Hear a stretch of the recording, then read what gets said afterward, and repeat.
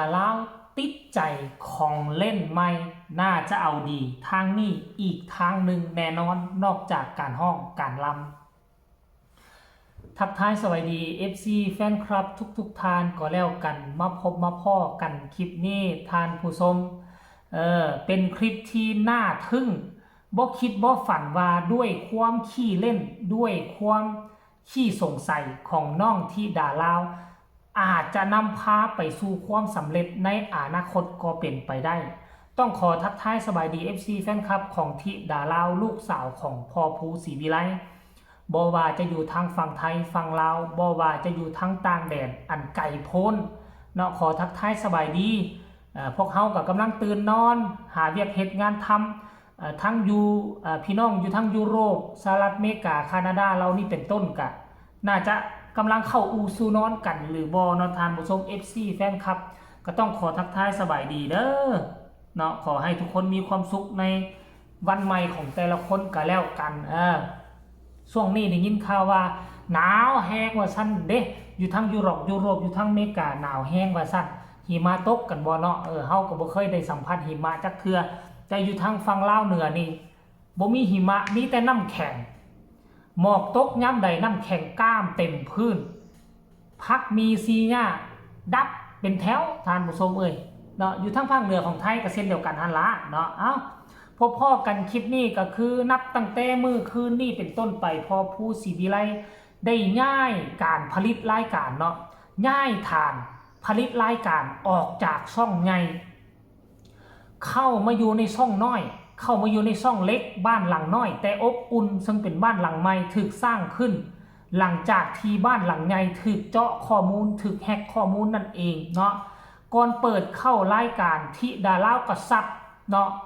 กลายเป็นมือกองฝึกหัดซัดกันตุ้มๆตั้มไอ้เคศรีวิไลกับหัวสั้นหัวค้อนเนาะตีถึกบ่ถึกอะอันนี้แหละจุดเริ่มต้นมันมาจากตัวนี้แหละพวกเจ้าเฮ็ดอีหยังอย่าสู้ไปหวังผลตอบแทนว่ากูต้องได้กูต้องประสบผลสำเร็จบ่ถ้าผู้ใดคิดแบบนั้นน่ะมันจะมีความทุกข์เนาะตีไปแล้วมันตีบ่ถึกกลับไปนอนเฮือนก็นอนให้ทุกกูก็เฮ็ดบ่ได้คือเขาแต่ที่ดาราเฮ็ดด้วยความสนุกเฮ็ดด้วยความม่วนความซื่นแล้วก็บ่อายไผตีห้านไปตีด้วยความม่วนความซื่นถ้าเฮ็ดแบบนี้ตลอดไปอีกบ่ดนเดี๋ยวมันจะจดจะจือจะจำคนเฮาน่ะคนเฮามีสองแบบหนึ่งผู้มีพรสวรรค์แบบหนึ่งมีพรแสวงอันพรแสวงนี่ต้องค้นหาซอกหาแต่พรสวรรค์นี่ตีห้านไปโลดจับนิดจับหน่อยแล้วมันก็เป็นเดี๋ยวเฮามารอรุ่นเบิ่งว่าธิดาลาวตีลิ้นตีหัวไปเนาะสรุปรวมแล้วอนาคตนี่อาจจะตีกองเป็นก็เป็นไปได้ทานผู้ชม FC แฟนคลับอันนี้คือตอนก่อนที่จะเข้าการไล่สดที่ดารากับโซลีลาไปก่อนแล้วพวกเจ้าฮู้บ่หลังจากจบตอนไล่สดพอผู้ศรีวิไลก็อดบ่ได้อัดคลิปนึงออกมาตืมสิได้รับสิได้นอนบ่ว่าซั่นเด้ที่ดาราบ่ยอมลงปิดการไล่สดละตีกองตุ้งตั้งคนอื่นก็นอนบ่ได้แล้วมันนันในกองยังดีที่เป็นกองไฟฟ้าเสียงดังคอยหน่อยนึงคันเป็นกองของบ่แม่นกองไฟฟ้าที่แต่ตุ้งตั้งอยู่เด้อท่านผู้ชม MC แฟนคลับอันกองไฟฟ้านี่เฮาตัดสัญญาณบ่ให้ต่อใส่กับลำโพงซะแล้วมันก็บ่นั้นปานใดแต่อันกองตัวนั้นที่ล่ะใหญ่ก็ใหญ่ตีดังตุ้งตั้งท่านผู้ชมอันนี้คือการเคลื่อนไหวของธิดาลาวเห็นบ่ทุกคนทั้งตีทั้งมีความสุขรับหูรับตาตีไปไอ้เคก็เป็นผู้ทั้งหลังนี่ซื้อหยังเนาะจำบ่ได้ท่านผู้ชมพากันมาเต้นเยาะยองใส่นุ่งสิ้นจับไม้กองมาตีกองซึ่งมันเป็นสิ่งที่แปลกใหม่ขั้นท่าน้องที่ดาราเฮ็ดได้ห่วยค่อยคิดว่ากระแสฮือฮามาดีแน่นอนท่านผู้ชม FC แฟนคลับมึงแม่ยายรุ่นกับฟ้อนใส่หลานตีกองทั้งไอเคทั้งผู้ใดตื่มอยู่ทั้งหลังเพิ่นซื้อว่ายายสีตางหันบอกบ่แม่นบอกคนนี้บอกเยอะท่านผู้ชม FC แฟนคลับเห็นบ่ล่ะสนุกอยู่ในกรอบของพวกเฮาอาจจะบ่ได้สนุกอยู่บนเวทีใหญ่มหาศาลอาจจะบ่ได้เห็นแฟนๆมายืนอยู่หน้าเวทีอย่างคับค่าหนาแน่นแต่ความสุขของบ้านศรีวิไล เนาะเขาก็มีความสุขอยู่ในกรอบอยู่ในกลุ่มของเขา FC แฟนคลับทั้งออนไลน์ก็เข้ามาให้กำลังใจครอบครัวศรีวิไลก็จับมือถือแขนกันพัฒนาฝึกฝนรอหลอมอนาคตภายภาคหน้าอาจจะโด่งจะดังและด้วยคุณภาพนั่นเองท่านผู้ชมไปชมคลิปเรานี่สากลที่ดาราเอาดีทั้งตีกล่องแล้วจึงมาพอกันในช่องต่อไปชมมาพร้อมกันเลย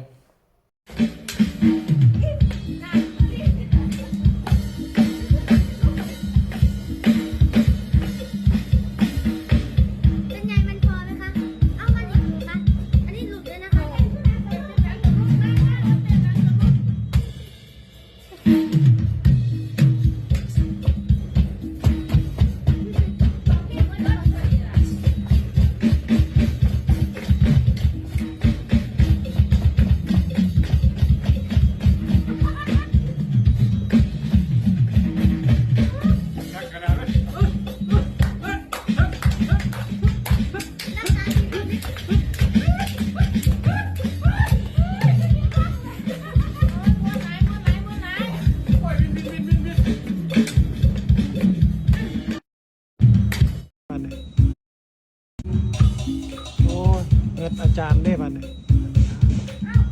ลบไรแล้วบ่ยอมนอนบ่ยอมลงบัดนี้โอ้ยเฮ็ดได้บัดทีนี้นอนง่ายบ่ต้องไว้มื้อนี้เนาะเอานวลยองเอาคักๆเอาปวดลอยเอา